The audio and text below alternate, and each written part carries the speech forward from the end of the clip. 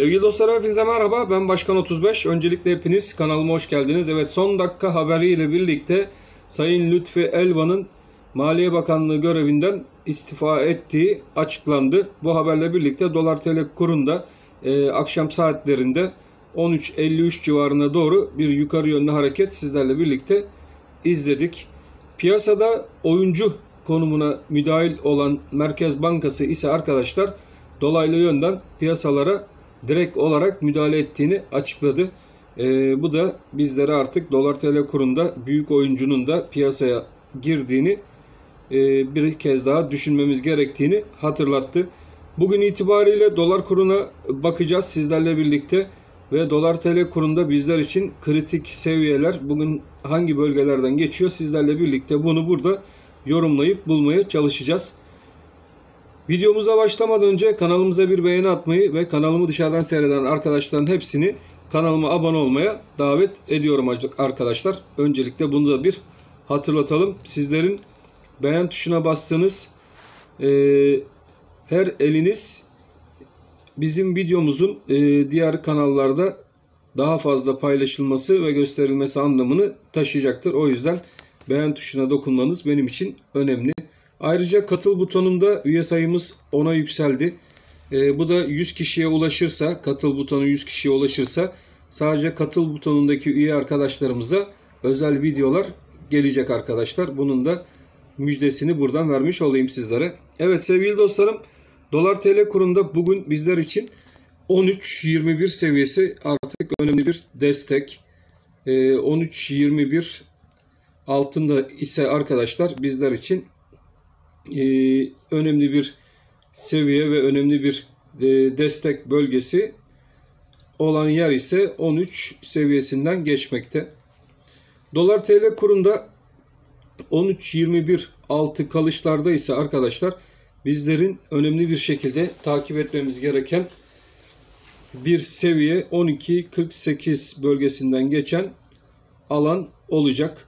Bu bölge Merkez Bankası'nın müdahil olmasıyla birlikte ilk alım yapılabilir. Yani seviye olarak dikkat çeken bölge arkadaşlar. O yüzden sizlerin de bu bölge üzerinde odaklanmanız iyi olacaktır diye düşünmekteyim. 12.48 müdahale hızlanır, sertleşir ise de arkadaşlar dolar TL kurunda 12 civarlarına doğru aşağı yönlü hareketler de görebiliriz. Burası da gene bir aşağı yönlü kırılmadığı müddetçe dolar TL kuru için bir alım yeri olarak TL'de olan arkadaşların değerlendirebileceği alanlar olarak gözükmekte. Yukarı yönlü hareketler dolar kurunda bizler için artık bir satış fırsatı ve alttan alım yakalayabilme fırsatı vereceğinden dolayı arkadaşlar dolar TL kurunda al sat ve yani trade ile uğraşan arkadaşlar için bunlar önemli seviyeler olacaktır diye düşünmekteyim. Bugün Merkez Bankası'nı tekrardan izleyeceğiz. Bakalım dolaylı yönden tekrardan kurlara bir müdahale gelecek mi? Ve ayrıca biliyorsunuz Merkez Bankası'nın yabancı yatırımcı ve yerli yatırımcılarla bir arada toplantısı da olacak. Bu toplantıdan çıkacak kararlar da gene dolar TL kuru üzerinde etkili olacaktır. Ben burada sizlerin yerinde olsam yapacağım strateji yukarı yönlü hareketleri satış fırsatı olarak kullanıp aşağılardan tekrardan alım fırsatı yakalamak şeklinde olurdu. Tabii bu benim stratejim. Sizler bunu nasıl algılarsınız?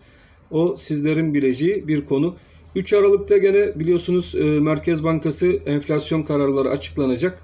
Bu kararlar doğrultusunda dolar TL kurunda tekrardan bir yukarı yönlü bölge 15 TL civarı sıkı bir şekilde takip edilmeli diye ben düşünüyorum.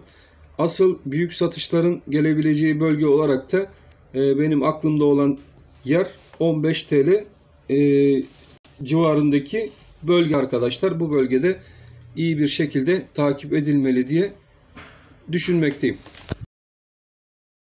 Asgari ücretle ilgili gene basından okuduğumuz kadar asgari ücret merak eden arkadaşlarımız için de işveren tarafının 3500-3750 TL civarında teklifte bulunduğu, işçi sendikalarının da 3750-4000 TL civarında bir fiyat aralığı istediği basına yansıdı.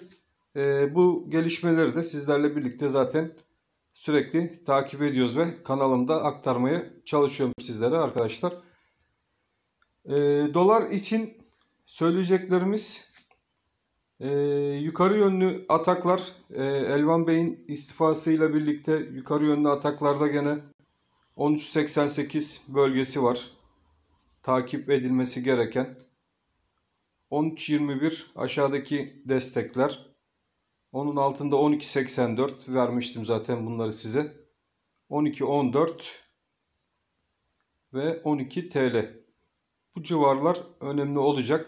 Merkez Bankası'nın kurlara müdahil olması durumunda bizlerin yakinen takip etmesi gereken önemli seviyeler bu bölgelerden geçiyor.